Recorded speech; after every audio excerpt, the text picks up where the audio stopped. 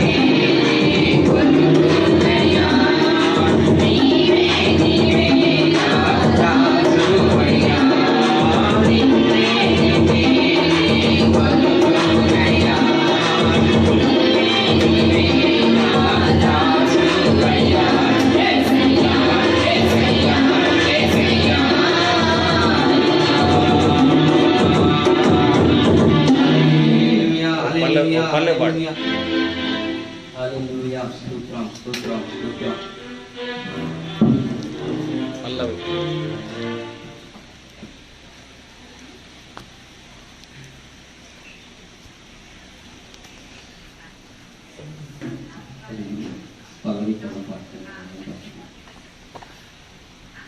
చేరితి నిన్నే విరిగిన మనసుతో కాదనలేదే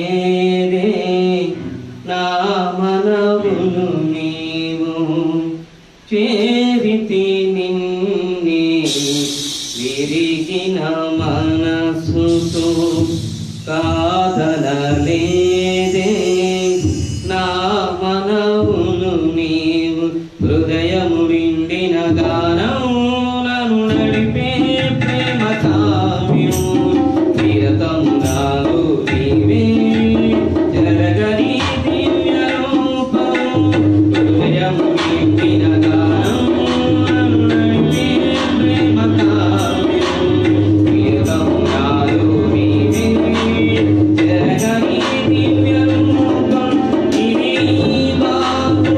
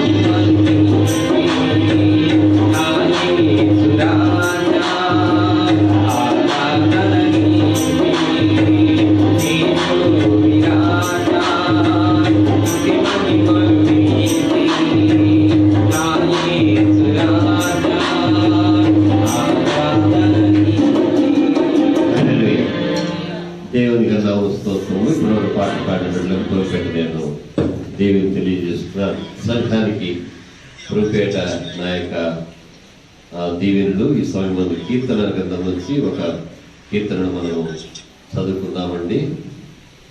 మన ప్రియ సహోదరుడు గద్ర నాగేశ్వరరావు గారు వీరు దేవుని సేవలో ఉన్నారు. వీరు 30వ కీర్తన చదువుతారు. ఆలకించవలసిన ప్రూపేట తెలియజేస్తూ ఉన్నారు.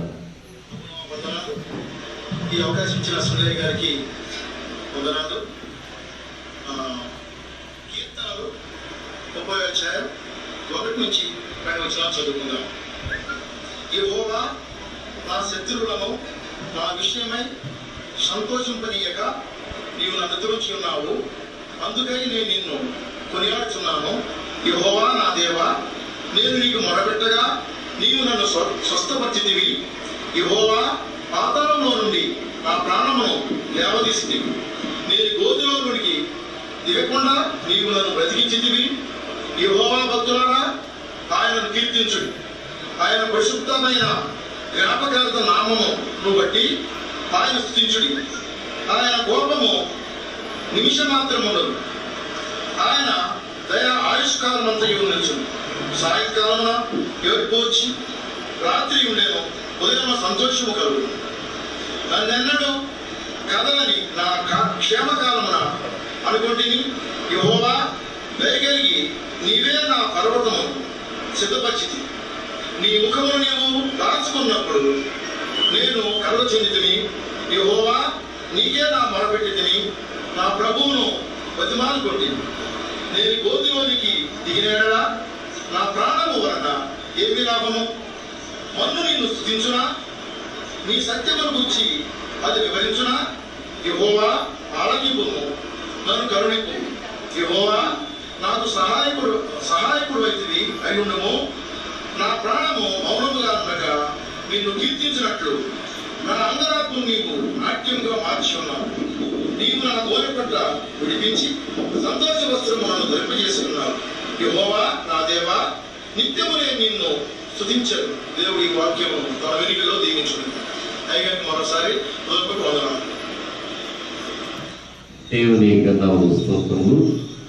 కీర్తన పట్టణాన్ని మనకు పంచుకున్నటువంటి ఈ సహోదరులు, నా తోటి సేవకులు గత నాయకుల గారికి నేను కృతజ్ఞతలు తెలియజేస్తున్నాను. ఈ నెల ప్రాముఖ్యంగా ఈ వారం చాలా ప్రాముఖ్యమైనదిగా ఉంది. ఎలాగనగా గురువారం నుంచి మనమందరం కూడా మన దైనందిన కార్యక్రమాల్లో, ప్రాముఖ్యంగా ఉద్యోగ జీవితాల్లో, వ్యాపారాల్లో, అలాగే అనుదినపు పనుల్లోనూ ముందుకు సాగుతున్నటువంటి వారిగా ఉన్నాను. నేను గోతిలోనికి దిగిన నా ప్రాణం వలన ఏమి లాభము? మన్ను నిన్ను స్థుతించిన సజీవులే కదా నిన్ను స్థుతించునని లేఖనాల్లో భక్తుడు దావీదు తెలియజేస్తున్నాడు. ఇది గృహ ప్రతిష్టాత్మ కీర్తన.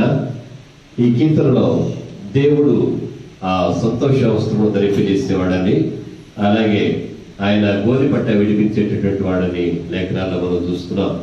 ఈ 60 దినాలు కూడా మరి అనేక మంది అంగరాకు దినాలుగా వీటిని ఇచ్చినటువంటి వారు ఉన్నారు, శ్రమ దినాలుగా ఇచ్చినటువంటి వారుగా ఉన్నారు.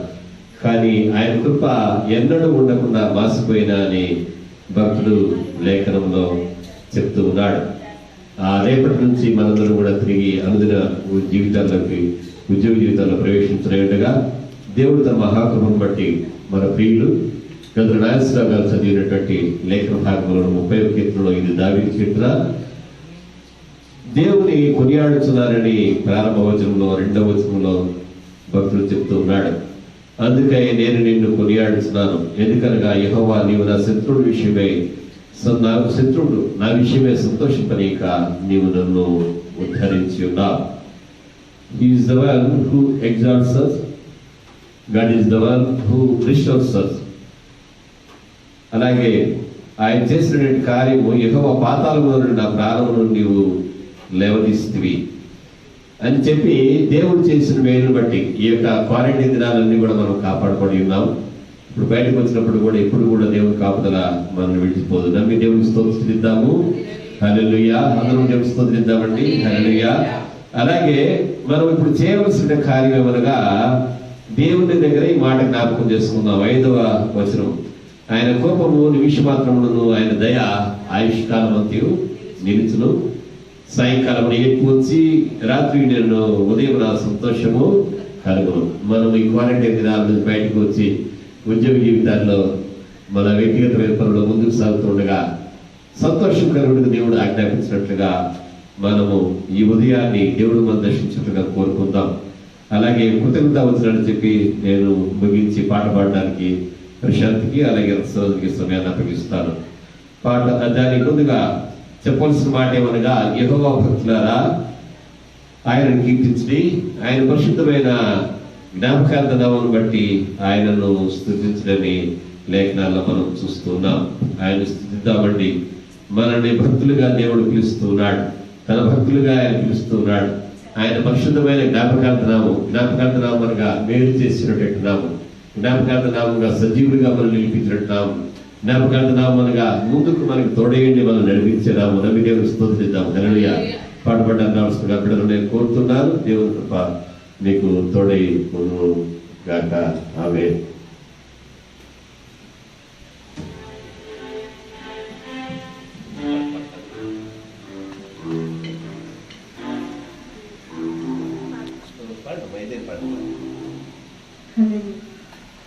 దేవుడు మనకు ఎల్లప్పుడూ, దేవుడు మనకు ఎల్లప్పుడూ తోడుగా ఉన్నాడు.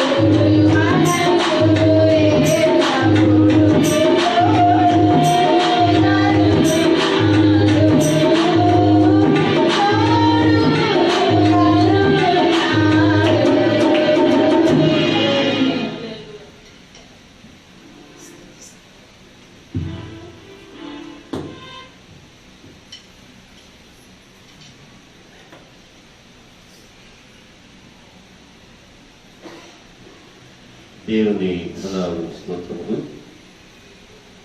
ఇప్పటివరకు పాటలు పాడి దేవుని పరిశుద్ధ నామాన్ని కనపరిచినటువంటి బిడ్డలను బట్టి నేను దేవునికి వందనాలు చెల్లిస్తున్నాను.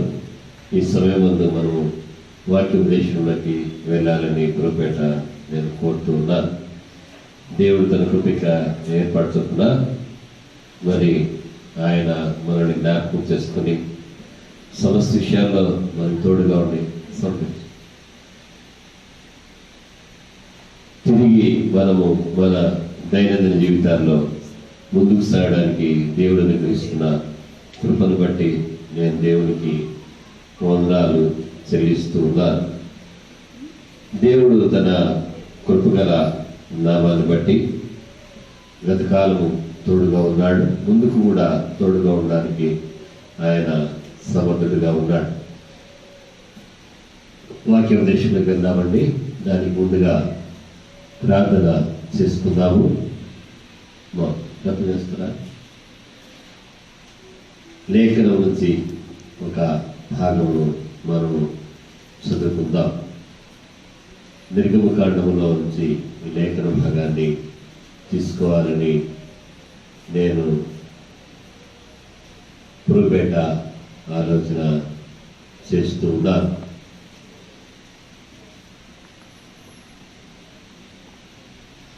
ఒకటే మాట,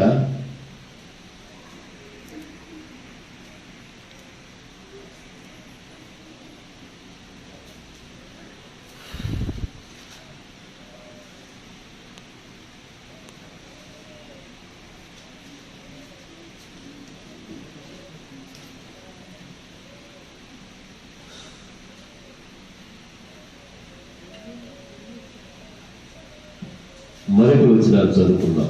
వారు నాకు యాజకులున్నట్లు వారిని ప్రతిష్ఠించినట్లు నీవు వారికి చేయవలసినటువంటి విధమేమనగా.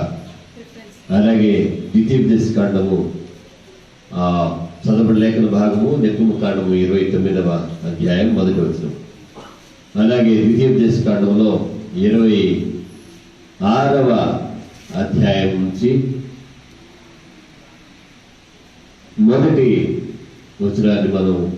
వచనాన్ని అలాగే 1వ వచనం నుంచి 8వ వచనం వరకు చదువుకుందామండి. మాకు చదవండి. తీసుకోండి, కూర్చుని అడుగుతుంది. మొదటి నుంచి 1 నుంచి ద్వితీయోపదేశ కాండము 26వ అధ్యాయము 1 నుంచి 8వ వచనం. నీ దేవుడైన యెహోవా నీకు స్వాస్యంగా ఇచ్చుచున్న దేశమునకు నీవు వచ్చి దాన్ని స్వాధీనపరచుకొని దానిలో నివసించినప్పుడు నీ దేవుడైన యెహోవా నీకు ఇచ్చుచున్న నీ భూమిలో నుండి నీవు కూర్చుకొని భూఫలములన్నిటిలోనూ ప్రథమ ఫలములను తీసుకొని గంపలో ఉంచి నీ దేవుడైన యెహోవా తన నామమునకు మందిరమును ఏర్పరచుకుని స్థలమునకు వెళ్ళి ఆ దినములలో ఉండు యాజకుని యొద్దకు పోయి యెహోవా మన పితరులకు ఇచ్చేదని ప్రమాణం చేసిన దేశమునకు నేను వచ్చి ఉన్న సంగతి నేడు నీ దేవుడైన యెహోవా సన్నిధిని ఒప్పుకొని చిన్నావని అతనితో చెప్పవలెను. యాజకుడు ఆ గంపను నీ చేతిలో నుండి తీసుకొని నీ దేవుడైన యెహోవా బలిపీఠము ఎదుట ఉంచగా నీవు నా తండ్రి నశించుచున్న అరామీ దేశస్థుడు అతడు ఐగుప్తునకు వెళ్ళెను. కొద్ది మందితో అక్కడికి పోయి పరవాసి అయి గొప్పదియు బలమైనదియు విస్తారమైనదియు నగు జనమాయను. ఐగుప్తీయులు మనల్ని హింస పెట్టి మనల్ని బాధపరిచి మన మీద కఠిన దాస్యము మోపగా మనము మన పితరుల దేవుడైన యెహోవాకు మొరపెట్టినప్పుడు యెహోవా మన మొరను విని మన బాధను ప్రయాసమును మనకు కలిగిన హింసను చూచెను. అప్పుడు యెహోవా బాహుబలము వలనను చాపిన చేతి వలనను మహాభయము వలనను సూచిక క్రియల వలనను మహాకారముల వలనను ఐగుప్తుల నుండి మనల్ని రప్పించి ఈ స్థలమునకు మనల్ని చేర్చి పాలు తేళ్లు ప్రవహించు దేశమై ఉన్న ఈ దేశమును మనకిచ్చాను. ప్రార్థన చేసుకుందాం. తండ్రి, చదవబడిన లేఖన భాగాన్ని బట్టి మీకు వందనాలు చెల్లిస్తున్నాం నాయన. మీరు యాజకులుగా ఉన్నట్టుకు నాయన ఇశ్రాయేలు నుంచి తండ్రి ఆ యొక్క లేవి వంశం నుంచి జనులను మీకు ప్రతిష్ఠగా చెప్పినారు నాయన. అంత మాత్రమే కాక నేను నీ సన్నిధికి వచ్చి ఉన్నాను, నశించినటువంటి దేశం నుంచి, జనాంగం నుంచి దేవుడు నన్ను రప్పించున్నాడని మీ సన్నిధికి వచ్చి సాక్ష్యం ఇవ్వాలని, అర్పణతో రావాలని ప్రభా నాయన మీరు 26వ అధ్యాయం ద్వితీయోపదేశకాండములో శ్రవించినారు తండ్రి. మీరు ఆయన రాజులైన యాజక వంశముగా మీ జనాంగాన్ని ప్రతిష్ఠించుకునిండగా మేము ఎక్కడి నుంచి వచ్చినామో మేము ఎరిగినట్టుకు మాకు మీరు కూర్చుంటాడు ప్రభా. ఏలాగో వచ్చినామో తండ్రి ఎరిగిట్టు కూర్చుంటున్నాయన. ఇశ్రాయేలు తండ్రి తాను వచ్చిన దాన్ని జ్ఞాపకం చేస్తున్నప్పుడు నా తండ్రి నశించుతున్నటువంటి అరాము దేశం నుంచి వచ్చినటువంటి వాడిని అబ్రహాము వారికి జ్ఞాపకం చేస్తున్నాడు తండ్రి. నాయన మీ ఇచ్చిన స్వాస్థ్యంలో వారు ఇచ్చినారు తండ్రి. నాయన మేము కూడా నాయన దేవతండి గొర్రెపిల్ల స్వరాన్ని బట్టి మీ యొక్క అర్పణను బట్టి నాయన సంఘంలోనికి వచ్చినాము తండ్రి. సంఘంలోకి ఇచ్చినాము నాయన. బిడ్డలందరూ కూడా ఈ యొక్క 60 దినముల ఆ యొక్క తండ్రి క్వారంటైన్ నుంచి తిరిగి తండ్రి పనుల్లోని ప్రవేశించుండగా ఇరుగుని పనులు తీసేతండి. నాయన మీరు మా పితరులను ఎరిగిన దేవుడు తండ్రి. మీ పితరుడు ప్రేమించి ఆయన గొప్ప జనాంగంగా ఆస్వాదించిన మోషే ద్వారా మీరు శ్రమించినారు తండ్రి. స్తోత్రమైన దేవుడు లోకమును ప్రేమించి తన కుమారుని తండ్రి మీ కొరకు తండ్రి నిత్య జీవము మీకు ఇచ్చినకై ఆయన అర్పించినాడని, అతిథి కుమారుని ఇచ్చినాడని దేవతండి యోహాను ద్వారా మీరు మాట్లాడినారు తండ్రి. ఈ ఉదయకాలం దర్శించండి, లేఖనం ద్వారా మీరు మాతో మాట్లాడి మహిమ పొందండి. యేసునామమున మనవులను అడిగి వేడుకొంచున్నాము తండ్రి, ఆమేన్. ఈ చదవబడినటువంటి లేఖన భాగంలో 26వ అధ్యాయం ద్వితీయోపదేశకాండంలో మోషే ఆయన దేవుని వలన ఆజ్ఞ పొందినటువంటి వాడై ఇశ్రాయేలులకు ఆయన తెలియజేస్తూ ఉన్నాడు. నీవు నీ దేవుడైన యెహోవా నీకు స్వాస్థ్యంగా ఇచ్చిన దేశములకు నీవు వచ్చి అనేటటువంటి మాటను ఇక్కడ మనము చూస్తా ఉన్నాం. 3వ వచనంలో కూడా ఈ యొక్క వచ్చి అనే మాట మనం చూస్తాం. నేను చదువుతాను, దాన్ని ఆలకించండి. యెహోవా మన పితరులకు ఇచ్చిన ప్రమాణం చేసిన దేశములకు నేను వచ్చి ఉన్నాను. అలాగే ఆ సంగతిని యెహోవా సన్నిధిని ఒప్పుకొనుచున్నానని నీవు చెప్పవలనని అతనితో చెప్పమని ఇశ్రాయేలు విషయమై దేవుడు సెలవిచ్చినట్టుగా ఇక్కడ లేఖనములో చూస్తున్నాం. అలాగే వచ్చినటువంటి ఇశ్రాయేలీయుడు దేవుని యొక్క సన్నిధిని ఒక ఒప్పుకోలను అతడు తెలియజేస్తున్నాడు. ఏమనగా అది 5వ వచనములో ఉంది. నీవు నా తండ్రి నశిస్తున్న అరాబీ దేశస్థుడు, అతడు ఆ ఐగుప్తులకు వెళ్ళాను.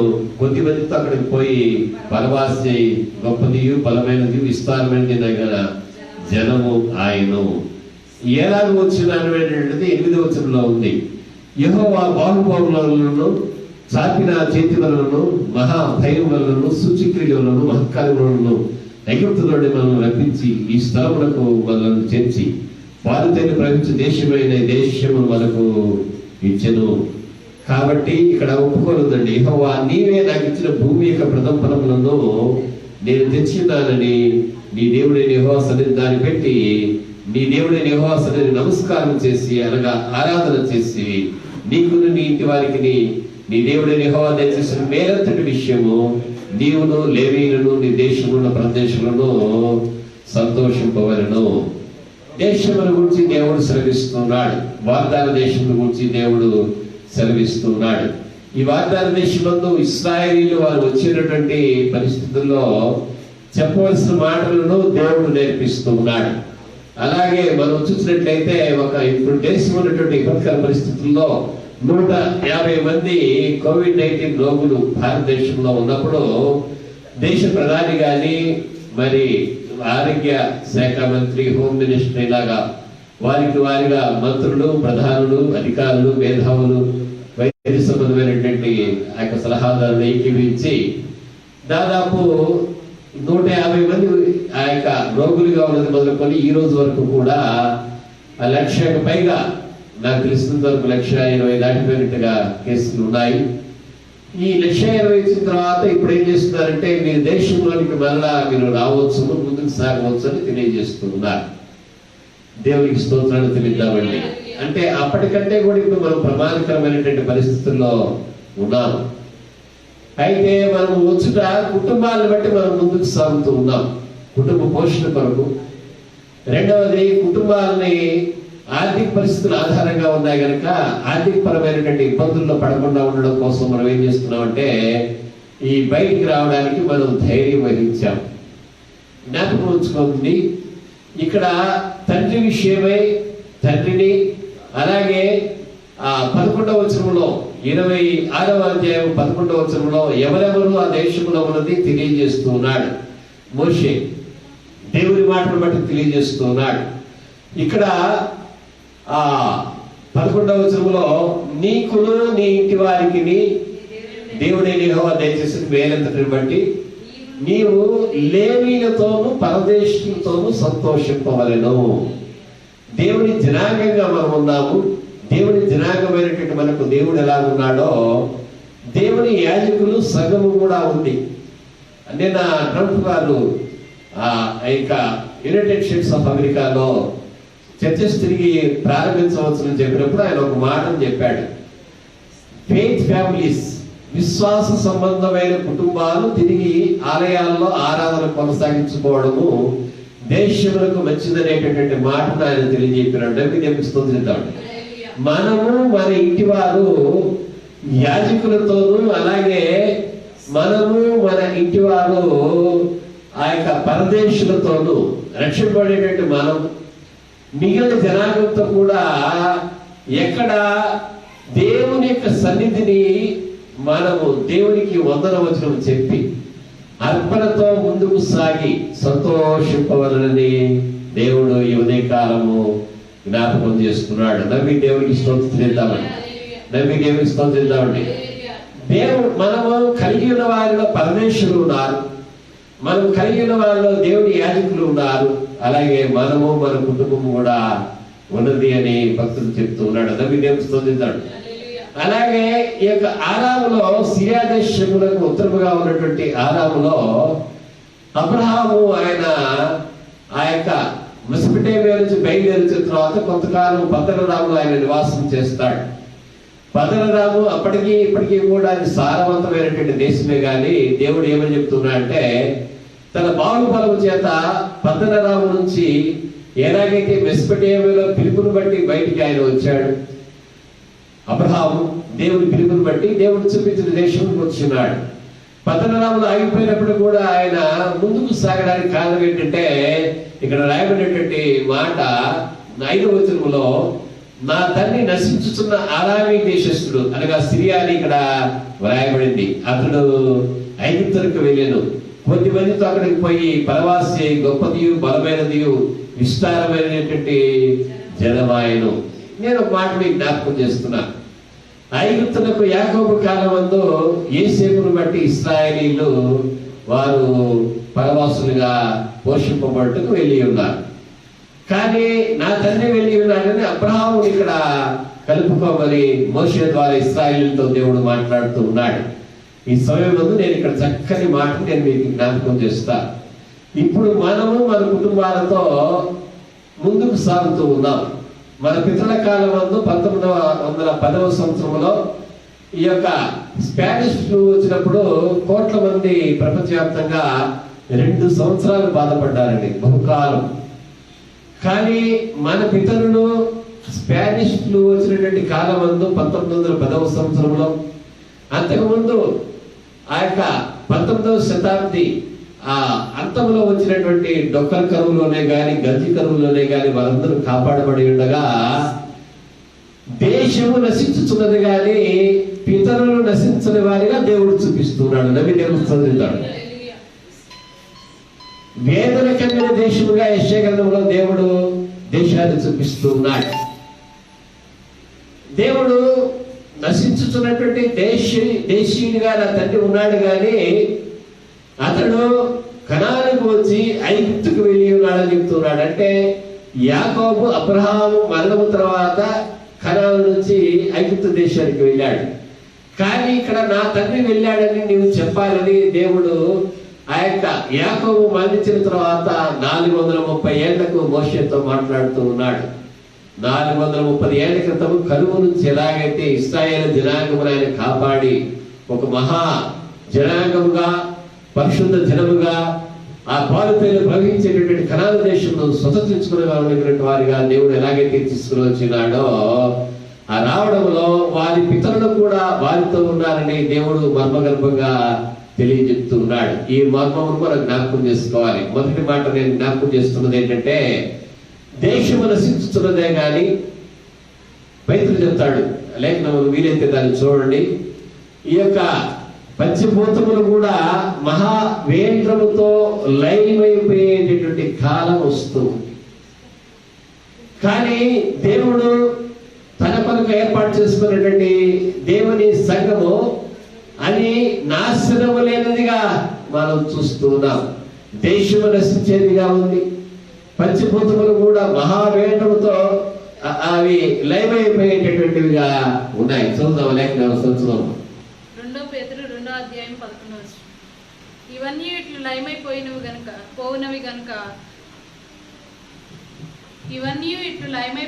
గనుక ఆకాశంలో రౌలుకొని లయమైపోనట్టు, పంచభూతములు మహావేంద్రముతో కరిగిపోనట్టు, దేవుని దినపు రాకడ కొరకు కనిపెట్టుచు దానిని ఆశతో అపేక్షించుచు మీరు పరిశుద్ధమైన ప్రవర్తనతోనూ భక్తితోనూ ఎంతో జాగ్రత్త గలవారై ఉండవలెను.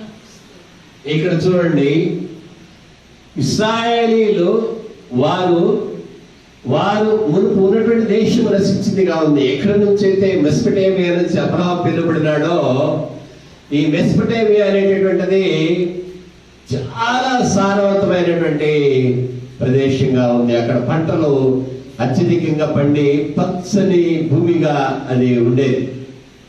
కానీ ఈ దినాన మెస్పటేమియా అది ఎడారి దేశంగా పిలువబడుతూ ఉంది.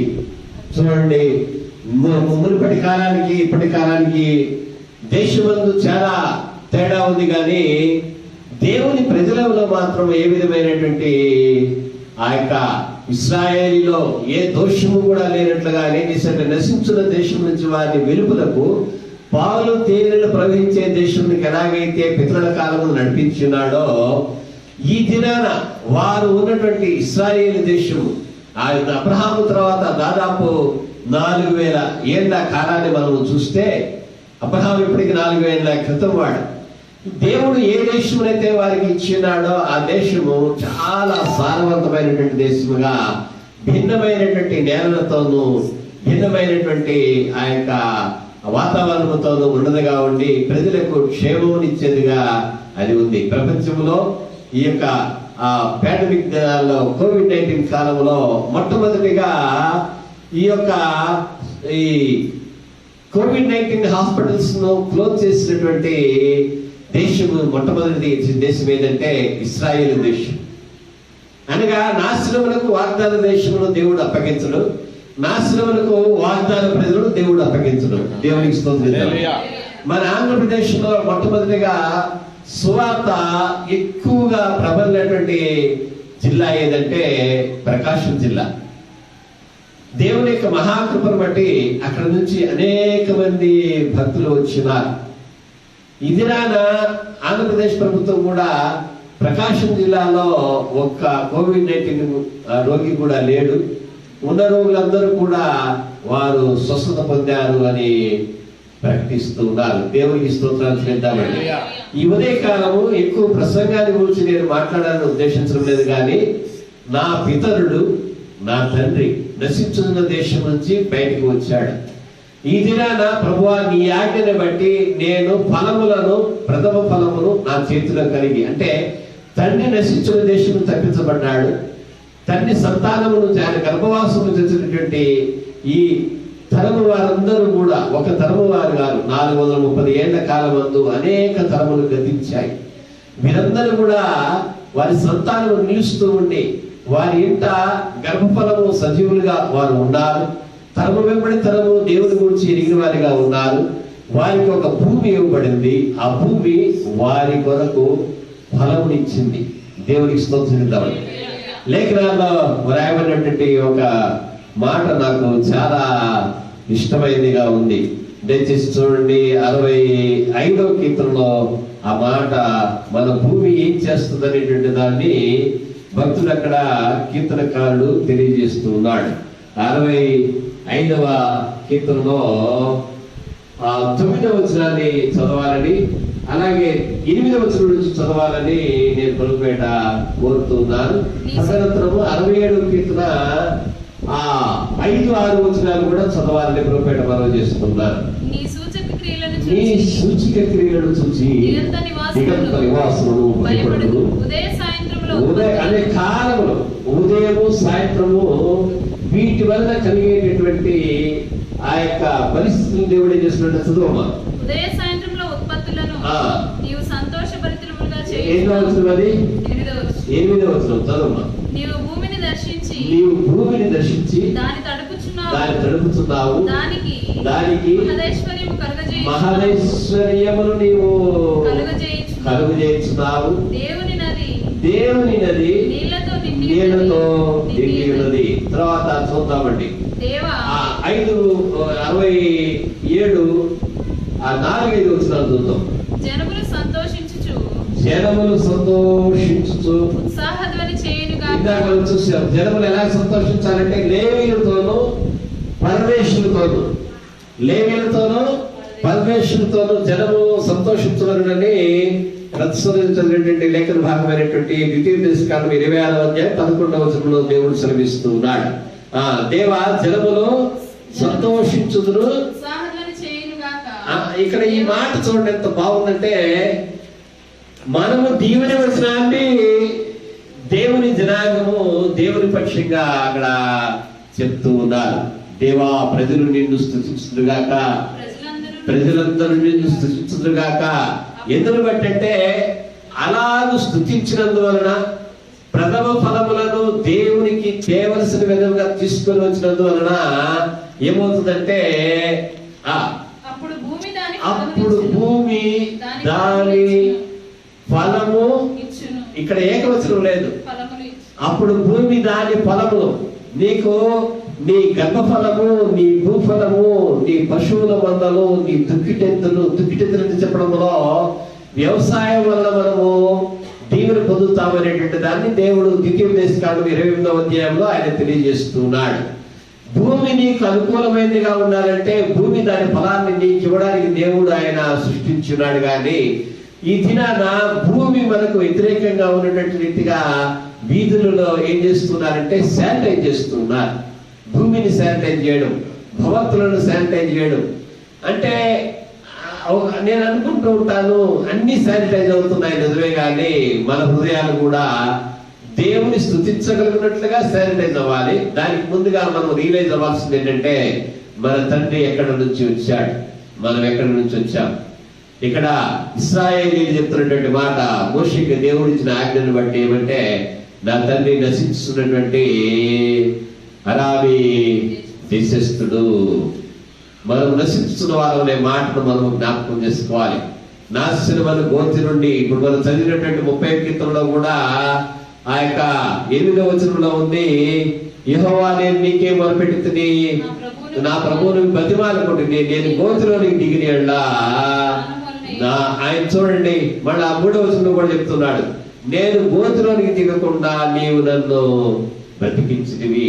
నాశనము నుండి ఆయన మనల్ని తప్పించగలడు.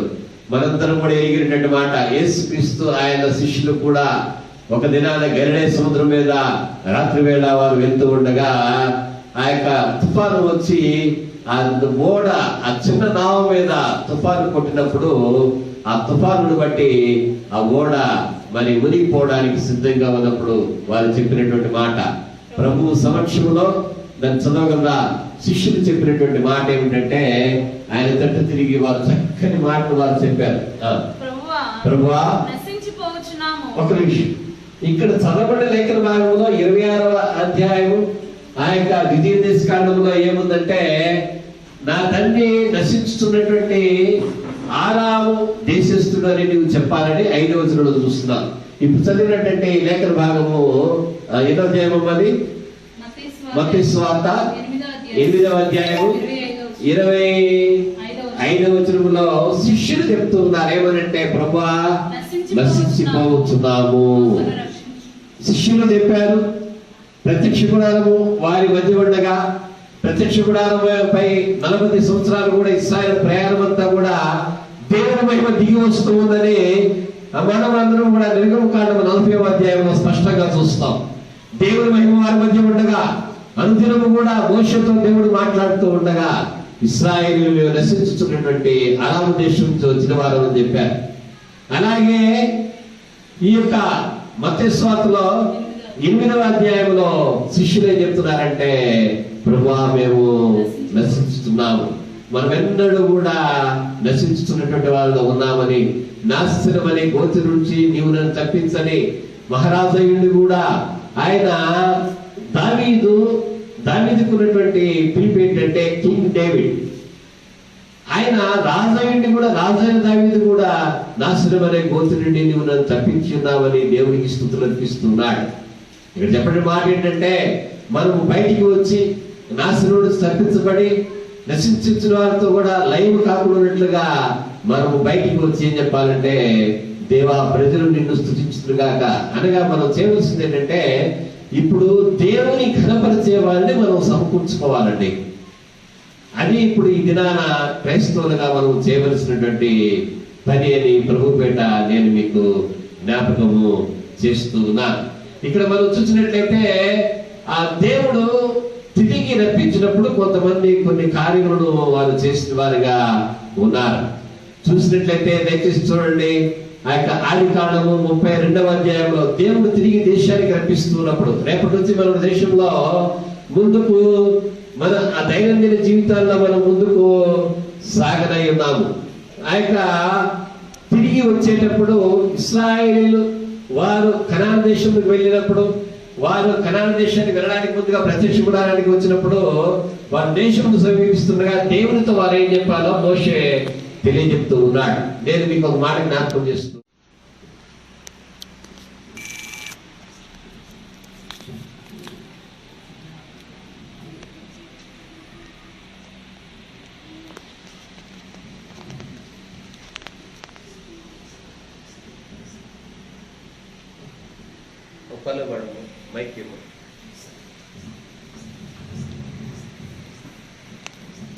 క్షమించండి అంతరాయానికి. పాదం కన్నా భిన్నైనది విశ్వమంతా వెదికినా ఏమీ ఉండదు. నీ పాదం కన్నా భిన్నైనది విశ్వమంతా వెదికినా ఏమీ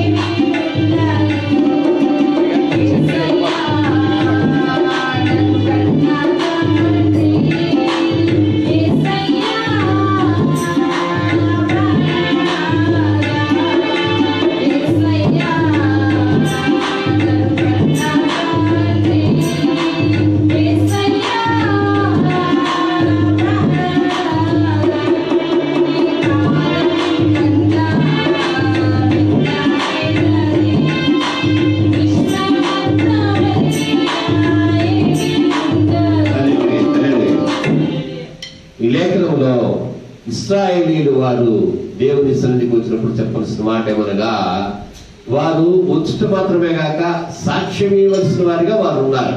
నీవిలాగా చెప్పవలడు. ఎలాగంటే దేవుని మాటను బట్టి మన సాక్ష్యం ఉండాలి. దేవుని స్తోత్రిస్తాడు. ఈ దినాన మనము ముందుకు సాగుతున్నప్పుడు వైద్యుల యొక్క అధికారులు పోలీసు వారు ఇంట్లో ఉండమంటే ఉన్నాము, బయటికి రెండంటే బయటకు వస్తూ ఉన్నాము. ఎలాగైతే అధికారులకు మనం లోబడి ఉన్నామో అలాగే దేవుని మాటను బట్టి మనం ముందుకు సాగాలని ప్రభుపేట నేను తెలియజేస్తున్నాను. ఇక్కడ 32వ అధ్యాయము ఆ యొక్క ఆదికాండము చదవడమా, ఆదికాండము 32వ అధ్యాయంలో తిరిగి వచ్చినప్పుడు ఆయన ఒక మాటను మాట్లాడుతున్నాడు దేవుని సన్నిధిలో. తిరిగి మనం ఎలాగైతే దేవుని సన్నిధిలో ముందుకు సాగలై ఉన్నామో మన దేశంలో మనము కూడా ఈ మాటను చెప్పాలి. తన దేశములకు దేవుడు తన తండ్రికి తన పితరుడైన అబ్రహాముకి వాగ్దానం ఇచ్చినటువంటి దేశములకు ఆయన వచ్చినప్పుడు 9వ వచనం చదవాలని 32వ అధ్యాయం ఆదికాండము చదవాలని గురుపేట నేను మీకు మనవి చేస్తున్నాను. అప్పుడు యాకోబు నా తండ్రి అయిన అబ్రహాము దేవా, నా తండ్రి అయిన ఇస్సాకు దేవా, నీ దేశమునకు నీ బంధువుల యొద్దకు తిరిగి వెళ్ళము, నీకు మేలు చేస్తున్నది నాతో చెప్పిన యెహోవా. నీవు నీ సేవకునికి చేసిన సమస్తమైన ఉపకారములకును సమస్త సత్యములకును నేను అపాత్రుడను. నిజంగా ఎంత తగ్గింపు చూడండి. సాక్ష్యం ఇచ్చేటటువంటి వారికి వారు దేవుని హెచ్చించవలసినటువంటి వారు కాదు, తిరిగి వచ్చేటటువంటి వారు, సాక్ష్యం ఇచ్చేవారు. వారు ఏం చేయాలంటే దేవుని యొక్క సన్నిధిని వారు ఆ దేవుని సన్నిధికి వచ్చినప్పుడు దేవుని హెచ్చించే వారిగా ఉండాలి, దేవుని నామమును హెచ్చించే వారిగా ఉండాలి, దేవుడు చేసిన మేలను ఎరిగిన వారిగా ఉండాలని ప్రభుపేట నేను మీకు మనవి చేస్తున్నా.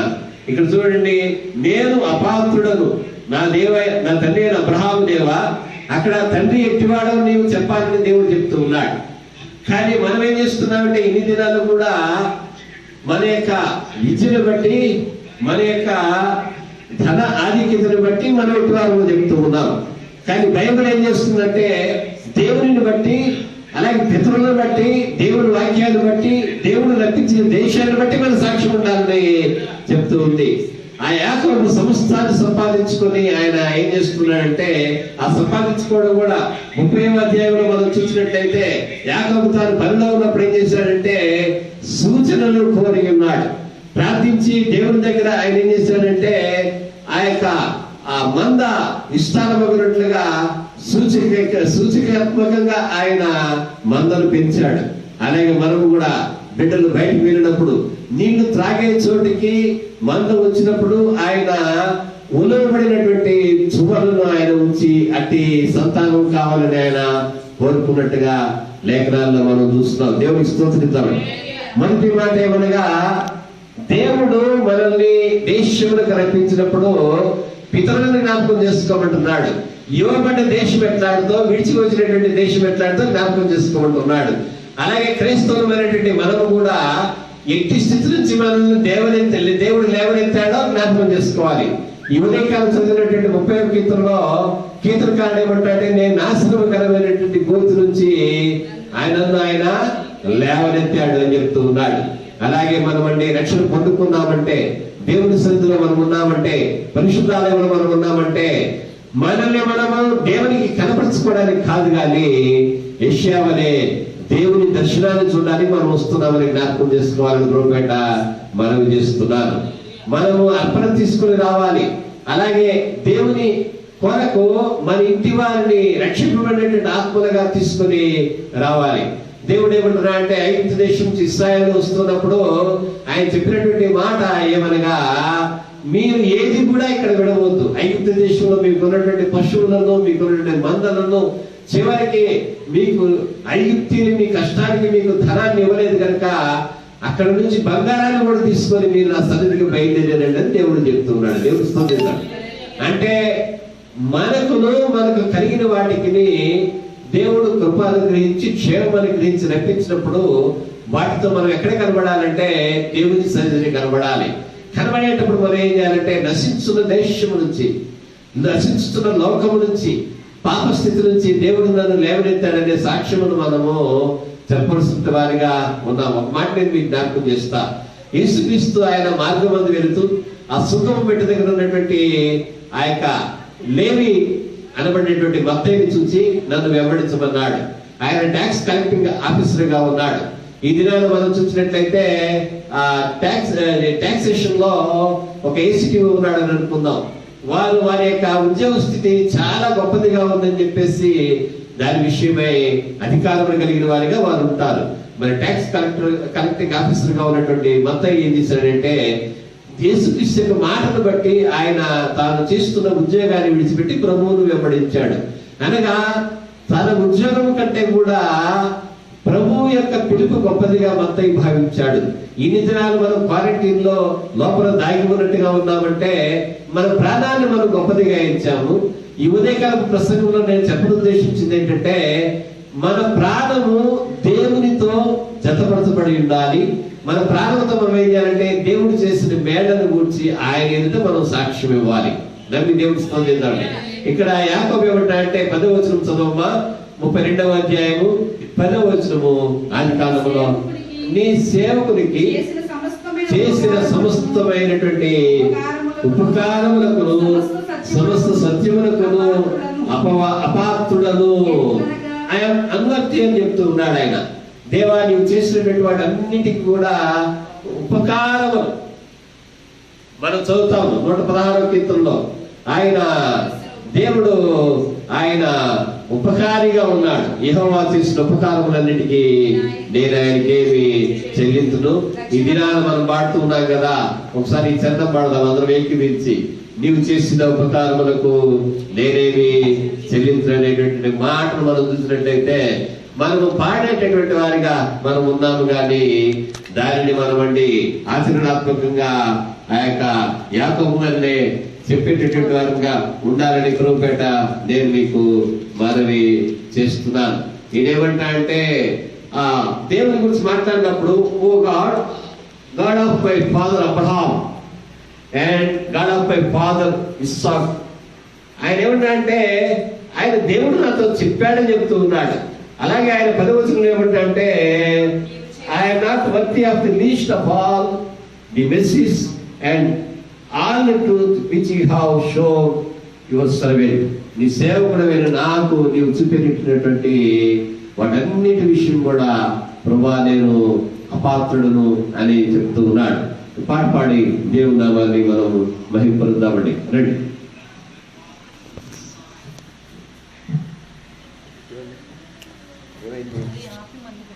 నీవు చేసిన ఉపకారములకు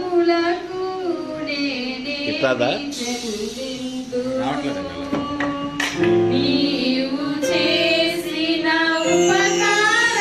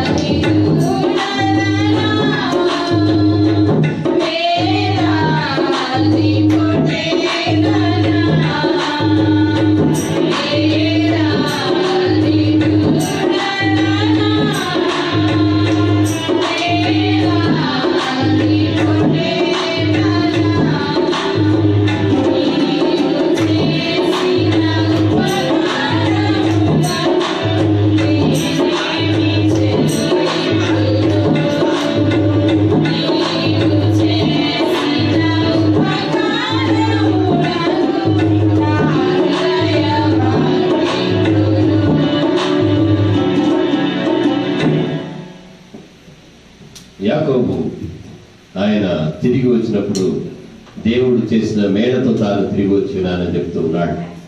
తిరిగి మనం మన దైనందిన జీవితంలో రేపటి నుంచి సాగనే ఉండగా మేలులతో మనం ముందుకు సాగే వారంగా ఉండాలి. అలాగే ఇశ్రాయేలీయులు ముందుకు సాగినప్పుడు వారు ద్వితీయోపదేశకాండము 26వ అధ్యాయంలో చెప్పినటువంటి మాట చొప్పున వారు ఏమని చెప్పాలని దేవుని వలన వారికి ఆజ్ఞ అయిందంటే, నేను నా పితరులను దేవుడు నాశనం నుంచి తప్పించున్నాడు కనుక నేను ఇక్కడికి వచ్చి ఉన్నానని చెప్పమని దేవుడు చెప్తూ ఉన్నాడు. నిజమే, ఏశావు మరి సొంతవాడై ఉండి కూడా యాకోబు మీద ఆయన వ్యతిరేకమైనటువంటి భావంతో అతడు ఉండి మరి కీడు చేస్తాడనే భయంతో ఆ యొక్క తల్లి అయినటువంటి రిబ్కా యొక్క ఆలోచన బట్టి తాను యాకోబు తప్పించబట్టుకు ముందుకు సాగినటువంటి వాడిగా ఉన్నాడని లేఖనాల్లో మనం చూస్తున్నాం. ఇది మన సొంత శరీరమే మనకి హానికరంగా ఉంది. ఏశావు ఎలాగైతే యాకోబుకు హాని తలపెట్టేవాడిగా ఉన్నాడో, మనం శ్వాస తీసుకునేటటువంటి ఈ నాసికారంలోంచే మనకి హానికరమైనటువంటి ఈ యొక్క వైరస్ ప్రవేశిస్తుంది. మనం ఈ లోకాన్ని చూసేటటువంటి కంటి ద్వారానే చూడండి, మాటను బట్టి అలాగే చూపును బట్టి వినదాన్ని బట్టి మనం ఆత్మీయ జీవితంలో తప్పిపోవడం కానీ నిలిచినడం కానీ ఉంటుంది. 28వ అధ్యాయం ద్వితీయోపదేశకాండములో దేవుడు చెప్పినటువంటి మాట ఏమనగా, నీవు నీ దేవుడైన యెహోవా మాటలను శ్రద్ధగా విని ఆయన ఆజ్ఞలన్నిటి చొప్పున నీవు చేసినలా నీవు దీవింపబడదువు. ఈ దీవెనలన్నీ నీ మీదకి వచ్చి నీకు ప్రార్థించదని దేవుడు చెప్పడాన్ని మనం లేఖనాల్లో చూస్తున్నాం. నమ్మి దేవునికి స్తోత్రం చేద్దామండి. అంటే వినుట ద్వారా.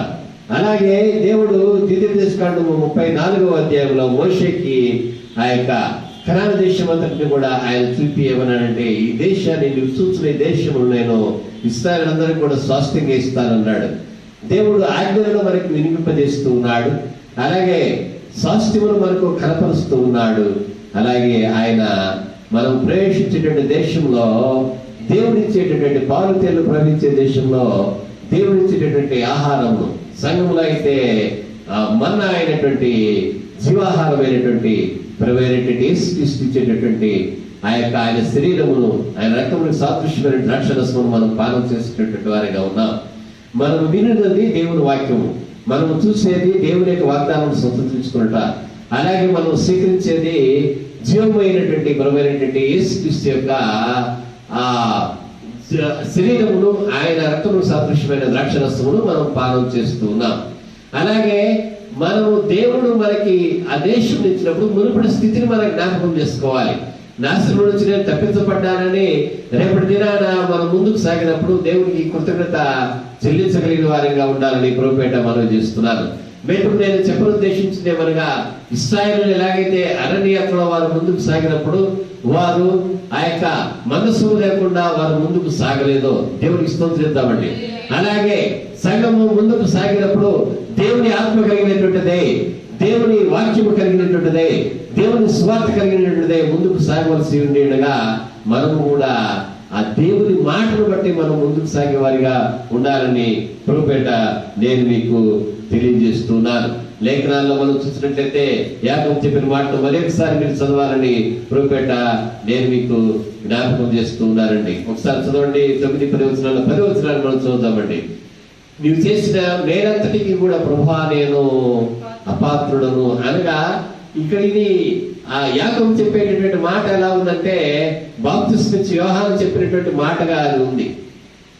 నేను అపాత్రుడను, ఆయన హెచ్చవలసినది, నేను తగ్గవలసినది. ఇంతకాలము కూడా మనం ఏం చేస్తున్నామంటే, ఆ టెక్నాలజీ డెవలప్ అవుతూ ఉండగా, అలాగే గ్లోబలైజేషన్ వల్ల ప్రపంచంలో అన్ని కూడా మనకు అందుబాటులో వస్తూ ఉండగా మనము సంఘమును, దేవుని వాక్యమును మనము కొంత నిర్లక్ష్యం చేసామేమోనని దేవుని సేవకునిగా నాకు ఆలోచన ఉంది. మనం ఈ దినాన్ని జ్ఞాపకం చేసుకుందాం. మన ప్రియారిటీస్ ఏమై ఉన్నాయి. మొట్టమొదటిది ఆ యొక్క కీర్తన గ్రంథంలో రాయబడినటువంటి రీతిగా, యెరూషలేమా నా ముఖ్య సంతోషం కంటే నేను నిన్ను ఎక్కువగా, నీ క్షేమము నేను ఎక్కువగా ఎంచనిడలా నా కుడి చెయ్యి తన నేర్పును మనసును గాక. నిజంగా దావీదు ఇంత చక్కగా మాట్లాడుతూ ఉన్నాడు. మొదటి స్థానాన్ని దేవునికి ఇద్దామండి. మొదటి స్థానాన్ని దేవునికి ఇద్దాం. వారు ఇశ్రాయేలీయులు మనం చదివినటువంటి ద్వితీయోపదేశకాండం 26వ అధ్యాయంలో 1వ వచనం నుంచి 8వ వచనం వరకు మనం చూసినట్లయితే ప్రథమ ఫలములను అర్పణగా దేవుని దగ్గర కలిగి ఉండి నీవు దేవునికి ముందు ఈ ఒప్పుకోలతో ఉంచినటువంటి సాక్షి నుండి పలకాలని దేవుడు ఆజ్ఞయిస్తూ ఉన్నాడు. మనము మాట్లాడవలసిన విధంగా మాట్లాడదాం. మనం మాట్లాడేటప్పుడు ఈ బాప్తిస్మ యోహాను చెప్పిన రీతిగా ఆయన హెచ్చవలసినది, నేను తగ్గవలసినది. దేవుని వాక్యాన్ని హెచ్చిద్దాం. అలాగే వ్రాయబడినటువంటి మాట సర్వ సమాజములకు దేవుడు ఆజ్ఞ ఇచ్చినప్పుడు ఆయన చెప్పినటువంటి మాట ఏమనగా 35వ అధ్యాయము ఆ యొక్క నిర్గమకాండములో నేను చూస్తున్నానండి. మోసే ఇశ్రాయేలులో సర్వ సమాజమును పోగు చేసి మీరు చేయనట్లు యెహోవా ఆజ్ఞాపించిన విధులు ఏమనగా మనము మన దైనందిన జీవితంలో మనం చేయడానికి ఇది సర్వ సమాజములకు కూడా చెప్పబడింది. భక్తి అనేది మనకు నియమించబడినటువంటిది. ఇందాక మనం చదివినటువంటి కీర్తనలో కూడా ఆ దేవుని భక్తులుగా వారి మాట్లాడవలసిన మాటను గురించి ఆయన తెలియజెప్పిన వాడిగా ఉన్నాడు. 30వ కీర్తనలో మనం చూసినట్లయితే భక్తులు చేయవలసినటువంటి 4వ వచనం అండి. 30వ కీర్తన, యెహోవా భక్తులారా ఆయనను కీర్తించుడి, ఆయన పరిశుద్ధమైన జ్ఞాపకార్థ నామమును బట్టి ఆయనను స్తుతించుడి. మనం ఆయన స్తుతిస్తుండ మాత్రమే కాక జనములకు, అంటే నీవు 26వ అధ్యాయము ద్వితీయోపదేశకాండములో చెప్పినటువంటి మాట ఏమైందంటే నీవు పరదేశులతోనూ యాజకులతోనూ నీ దేశంలో నీవు సంతోషించాలి. మనము దేశంలో పరదేశంతో సంతోషిస్తున్నాం కానీ యాజకులతోనూ సంఘముతోనూ ఎక్కువ సంతోషించిన అనుభవం ఇక ముందుకు మన జీవితాల్లో ఉండాలని తెలియజేస్తున్నాను. ఇక్కడ రాయబడ్డది ఇంతకు ముందు మనం చదివినటువంటి కీర్తన 67వ కీర్తనలోని భాగాన్ని చూస్తున్నాను, ఆలకించండి. 4వ వచనం రాయబడింది, జనములు సంతోషించు ఉత్సాహధ్వని చేయును గాక. నిజంగా రేపటి నుంచి కనుక మనం ఉత్సాహధ్వనితో ఉండాలంటే ఈ విపత్తు తొలగిపోవాలి. మనకి ఉత్సాహ సంతోషాలు దేవుడే వినిపిస్తాడు. ఆయన ఉత్సాహం కలుగజేసేటటువంటి వాడు. ఎలాగంటే కీర్తనలో రాయబడిన ఉత్సాహగానము చేయించు ఆయన సన్నిధికి రండి. లోకంలోనికి ఉద్యోగంలోనికి మనం ఎలాగైతే రేపటి నుంచి వెళ్తూ ఉన్నామో ఉత్సాహ సంతోషంతో ఆయన సన్నిధికి కూడా రావాలనేటటువంటి ఆ యొక్క ఆకాంక్ష మనలో ఉండాలి. ఆ నిరీక్షణ కలిగిన వారమే మనం ముందుకు సాగాలి. దేవుడు లేకుండా మనం ఏది కూడా చేయలేమండి. అంత మాత్రమే కాక ప్రజలందరూ కూడా దేవా నిన్ను స్తుతించుగా కానీ లేఖనాల్లో భక్తుడు చెప్పినటువంటి మాటను మనము చూస్తున్నాం. నేను ముగించే ముందు మరొక వారు చదువుకున్న లేఖన భాగం నుంచి నేను మాట్లాడాలని ప్రభుపేట కోరుతూ ఉన్నాను. ఇశ్రాయేలీయులు వారు మరి ఆ యొక్క కనాను దేశమును సమీపించినప్పుడు మోయాబులో దేవుడు మోషే ద్వారా వారితో మాట్లాడినటువంటి మాట ద్వితీయోపదేశకాండము 26వ అధ్యాయము ఒకసారి ఆ మాట చదవాలని ప్రభుపేటని కోరుతున్నాను. 2వ వచనం నుంచండి. నీ దేవుడైన యెహోవా నీకు ఇచ్చుచున్న, అబ్బో ఈ మాట బాగుంది, నీ భూమి ఆయన 67వ కీర్తనలో చదివాం కదా, మన భూమి దాని ఫలమును ఇచ్చును. నాశనకరమైనటువంటి స్థితి నుంచి దేవుడు తప్పించేం చేశాడంటే మన కొరకు ఆయన భూమిని, అది మనకు ఉత్సాహ సంతోషములు ఇచ్చేదిగా దేవుడు సిద్ధపరిచి ఉంచాడు. ఎంత చక్కని మాట. నీ భూమి, నీ కష్టార్జితము, నీ యొక్క గర్భఫలము, నీ భూఫలము, అంటే మన కొరకు భూమి ఫలము ఇవ్వగలిగినట్లుగా దేవుడు ఆజ్ఞాపించిన వాడిగా ఉన్నాడు. ఈ ఒక్క మాట ఉదయకాలం నేను జ్ఞాపకం చేస్తున్నా. ఈ యొక్క ఉదయకాలం వర్తమానం అంతటిలో ఉన్నటువంటి ఆ యొక్క ఎసెన్స్ సారం ఏమిటంటే దేవుడు రప్పించినప్పుడు ముందుకు సాగే ముందు ఏం చేయాలంటే దేవుని సన్నిధిని అర్పణతో కనబడాలి. ఈ 2వ వచనంలో ఉన్నటువంటి రీతిగా. అలాగే మనము పోగు చేసుకోవాల్సింది ఎవరంటే 11వ వచనంలో ఉన్నటువంటి రీతిగా నీవు, అలాగే నీ ఇంటి వారు, అలాగే యాజకులతోను, అలాగే నీ దేశంలో ఉన్నటువంటి పరదేశులతోను నీవు సంతోషింపవలను. అలాగే నీ కొరకు దేవుడు ఏం చేశాడంటే ఈ భూమి నీ కొరకు ఫలించేదిగా దేవుడు సిద్ధపరిచి ఉంచాడు. వెంటకు మనం ఆయన కొరకు ఫలిద్దాం. ఇశ్రాయేలు తాము ఫలించేవారుగా, ఇశ్రాయేలు వారు తాము దేవుని సన్నిధికి వచ్చి ఏం చెప్తున్నారంటే, ప్రభా మేము నిరర్థకులము, మా పితరుడు కూడా నశించిన దేశం వచ్చినటువంటి వాడే. అయితే మేము నీ సన్నిధిలో ఉన్నాం కనుక మాకు నీ కాపుదలను అనుగ్రహించని వారు కోరుతున్నారు. ఒక సాక్ష్య జీవితాన్ని వారు కలిగిన వారిగా ఉన్నారు. ఆ సాక్ష్యం ఏమనగా, నా తండ్రి నశించుతున్న అరాము దేశం నుంచి తప్పించబడ్డాడు.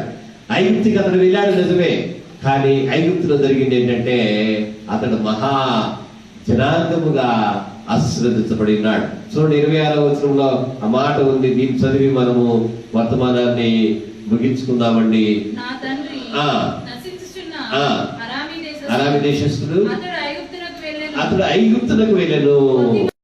నేను శ్రమల మరణ ద్వారం కూడా నేను వెళ్ళాను, కానీ నేను తిరిగి వచ్చాననే సాక్ష్యం ఆలయంలో చెప్పడం చాలా గొప్ప విషయం.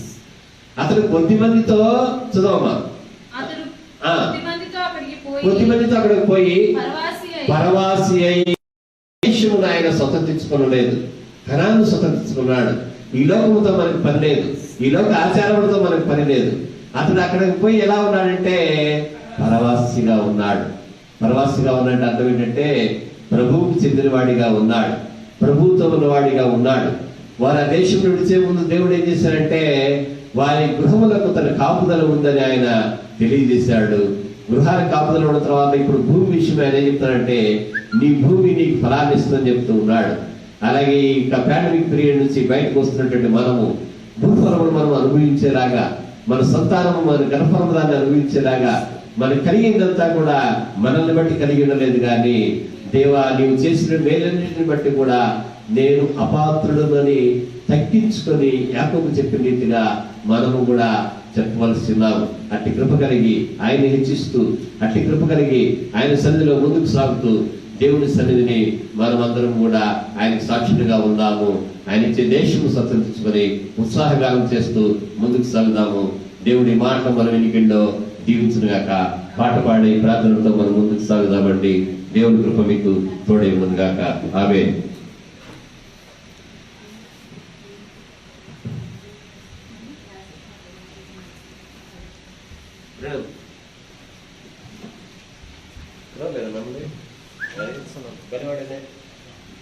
వస్తుందండి పైన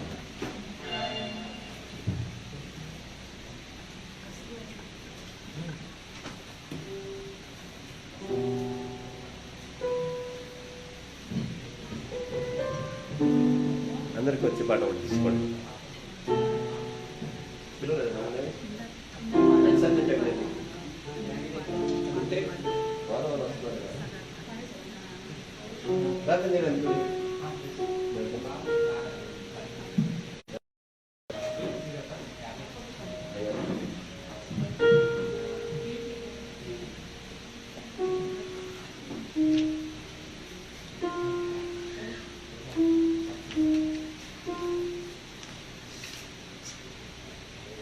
రామా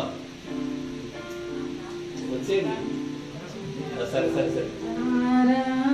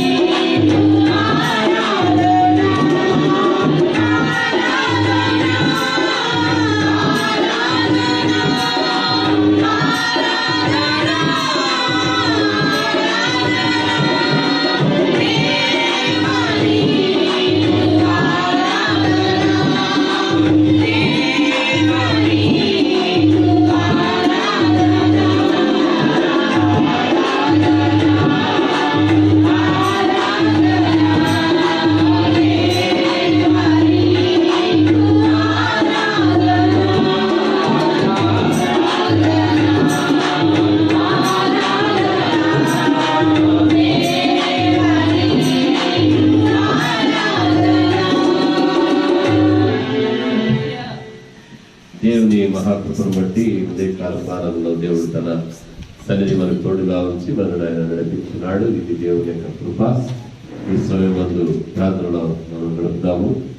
మన మధ్య మన సంఘ బిడ్డ సుజాత వారు ప్రార్థన చేస్తారు. పేట ఆహ్వానిస్తున్నా. ప్రార్థన.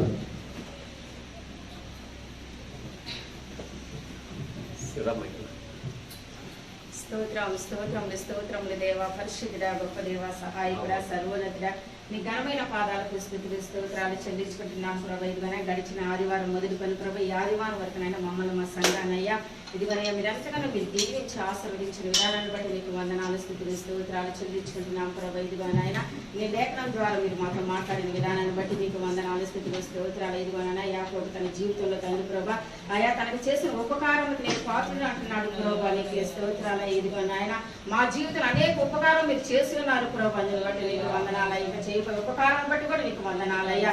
ఇదిగోనైనా నీకే వందనాలు స్తుతులు స్తోత్రాలు చెల్లించుకుంటున్నాం ప్రభా. ఇదిగోనైనా మన ముఖ్యంగా దేవానికి స్తోత్రాలయ్యా. ఇదిగో ఈ వాక్యం ద్వారా మమ్మల్ని బలపరిచిన విధానాన్ని బట్టి నీకు వందనాలు స్తుతులు స్తోత్రాలు చెల్లించుకుంటున్నాం ప్రభా. ఇదిగోనైనా అయ్యా మన ముఖ్యంగా దేవానికి స్తోత్రాలయ్యా. ఇదిగోనైనా ఈ కరోనా వైరస్ పెరిగిపోవటానికి కూడా నీ సహాయం దయచేయండి అయ్యా. త్వరగా నీ మందిరంలో గడిపే కృపను మీరు మాకు దయచేయండి ప్రభా. నీకే స్తోత్రాలు చెల్లించుకుంటున్నాం ప్రభా. ఇదిగో అయ్యా నువ్వు ఒక్కడే దీన్ని నిర్మించే దేవుడు అంటున్నావు ప్రభా. నీకే స్తోత్రాలు. దీన్ని అరికట్టే దేవుడు నువ్వు ఒక్కడే ప్రభా. నీకే స్తోత్రాలయ్యా. ఇదిగో నాయన త్వరగా దీన్ని నిర్మూలన చేసే ప్రభా. నీ మందిరాలను గడపడానికి నీ సహాయం దయచేయండి నాయన. ఇదిగో లైవ్ ద్వారా వీక్షిస్తున్న ప్రతి ఒక్క కుటుంబాన్ని మీరు దీవించి ఆశీర్వదించండి అయ్యా. ఇదిగో నాయన నీకేమన్నా మా సంఘ బిడ్డలందరినీ మీరు దీవించి ఆశీర్వదించండి ప్రభా. నీకే స్తోత్రాలయ్యా. అయ్యా మన ముఖ్యంగా దేవ పాష గారి కుటుంబాన్ని బట్టి సంలో ప్రార్థిస్తున్నాం. ఎవరైనా మీరు దీవించి ఆశీర్వదించండి నాయన. ఇదిగో దూర ప్రాంతంలో ప్రేమను కూడా మీరు జ్ఞాపకం చేసుకోండి దేవ. తన ఉద్యోగస్తులు మీరు తోడుగా ఉన్నారు ప్రభా. ఎక్కడో మీరు బిడ్డకి తోడే ఉండవలసిందిగా ప్రార్థిస్తున్నాం ప్రభా. నీకే స్తోత్రాలయ్యా. అయ్యా మన ముఖ్యంగా దేవా నీకే స్తోత్రాలు. విధులనే వారు మీరు అయ్యా నడిపించిన విధానం బట్టి నీకు వందనాలు స్తుతులు స్తోత్రాలు చెల్లించుకుంటూ యేసు పరిశుద్ధం బహిమంతో వేడుకుంటున్నాం పరలోక తండ్రి. ప్రార్థన చేసుకుందాం. సర్వశక్తుల దేవా, కృపగల తండ్రి, నీకు ఘనమైన స్తోత్రమైన ఇలాగూ తండ్రి ఈ ఆదివారం దినమందు మమ్మల్ని మీరు ప్రవేశపెట్టినారు బట్టి ఉన్నాను ఆయన. ఆరాధన మీరు తోడుగా ఉన్నారు బట్టి ఉన్నాను తండ్రి. నాయన ఇశ్రాయేలుని తండ్రి మీరు ఆయన వాగ్దాన దేశంలో రప్పించినప్పుడు వారిని దేవతండి ఆయన మీ మందిరాన్ని మీరు ఇచ్చినారు తండ్రి. ఆ యొక్క ఏర్పాటు చేయబడినట్లయితే ఆ యొక్క ప్రతి శివరాలకు ఆలయములకు వారు ఇచ్చినప్పుడు ప్రథమ ఫలం కలిగిన వారిగా వారు ముందురని, అలాగనే తండ్రి వారు నాయన పరదేశంతోనూ యాజకులతోనూ మీరు వాగ్దానం వేయించిన దేశం ముందు నాయన తండ్రి వారు సంతోషిస్తారని చెప్పినావు తండ్రి. రేపటి నుంచి నాయన మునుపటి కంటే కూడా అధికముగా నాయన కొంత విసులుబాటు కలిగి ప్రజలు తండ్రి ఉద్యోగాలకు అలాగే తమ కార్యకలాపాలకు వెళ్ళనైండగా నాయన ప్రతి ఒక్కరికి నీ కాపులు తెచ్చినారా. బిడ్డల చుట్టూ మీ కంచి పెరుగుతుంది ఆయన. ఎంతో కన్నీరు విడిచినారు తండ్రి. ఎన్నో శ్రమలకు వచ్చినారు ఆయన. ఆహారం లేక బాధపడే వారు ఉన్నారు తండ్రి. బిడ్డల విషయమై నిద్ర లేక వేడుకున్న వారు ఉన్నారు తండ్రి. నీకు వందనాలు తెలుస్తాం నాయన.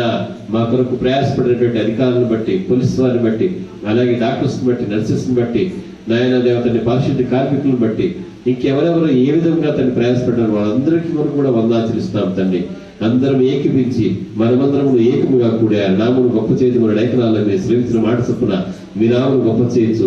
నీ సన్నిధిని సంతోషించుగా నీ భూమి మన భూమి దాని ఫలమును ఇచ్చిందని చెప్పినట్టుగా ఫలవంతమైనదిగా దేశమును అలాగే కాపుదల కలిగినగా ప్రజలను నిలువబెట్టి మేలు కలుగు చేసి బిళ్ళ చుట్టూ మీ కంచి ఉంచి ఆశీర్వదించి నీ చల్లని హస్తాలను వారిని భద్రపరచమని నేనెక్కడ చోట దాచుంచి ఆరోగ్యం దయచేయమని ఈ మనమును మా ప్రభువును మీ ప్రీతిమాడని నేర్పిస్తామని వేడుకుంటున్నాము తండ్రి. ఆమె మన తండ్రి అయిన దేవుని ప్రేమ, కుమారుడైన యేసుక్రీస్తు కృప, పరిశుద్ధాత్మ అన్యోన్య సహవాసము, సన్నిధి, కాపుదల, నడిపింపు, కుడిన మలుపును మరింటి వారికి మన నిలవడకును మనవులై ఆయన పరిశుద్ధ పాస్తులు ప్రార్థన చేసిన సకల పరిశుద్ధకును సదాకాలంతో కాచి కాపాడకుండా తెలియజేయను గాక. ఆమె అందరికీ ఉండాలండి. తిరిగి మనందరం కూడా దేవుని సన్నిధిలో ముందుకు సాగి ఆలయంలో మనము ఉంటామనేటటువంటి ఆ యొక్క నిరీక్షణతో ముందుకు సాగుదాము. తిరిగి రానైనటువంటి ఆ 2 దినాల్లోనే మనం అలాగా వాటి వార్త వింటామని నేను ఆశిస్తున్నాను. అలాగే 25, 26, 27, 28, 29 5 దినాలు అనగా సోమవారము, మంగళవారము, బుధవారము, గురువారము, శుక్రవారము ఈ 5 దినాలు కూడా ఆన్లైన్ BBS కార్యక్రమం జరుగుతుంది. సగటులందరూ కూడా అందులో పాల్పొందుతారు. ఉదయం 11 గంటలకు యూట్యూబ్లో మీరు ఈ కార్యక్రమాన్ని వీక్షించవచ్చు, ఫేస్బుక్లో కూడా వీక్షించవచ్చు. మీకు లింక్ వస్తుంది, దాన్ని మీరు క్లిక్ చేసి తెలియని వారికి కూడా దాన్ని పంపండి. అందరం ఏకీవించి మన పిల్లలు ఏవైతే కార్యక్రమాలు ప్రిపేర్ చేసి వాటి మన ముందుకు తెస్తున్నారో వాటి విషయంలో సంతోషిద్దాం. 5 రోజులు online BBS Basavataraka Nagar India పెద్ద దేవుడి సంఘం పక్షంగా మరి ప్రిపేర్ చేయడం జరిగిందండి. ఉదయకాలం 7 గంటలకు యూట్యూబ్లోను ఫేస్బుక్లోను మీరు వీటిని వీక్షించవచ్చు. దేవుని కృప మీకు తోడే ఉంటుంది గాక. ఆమేన్.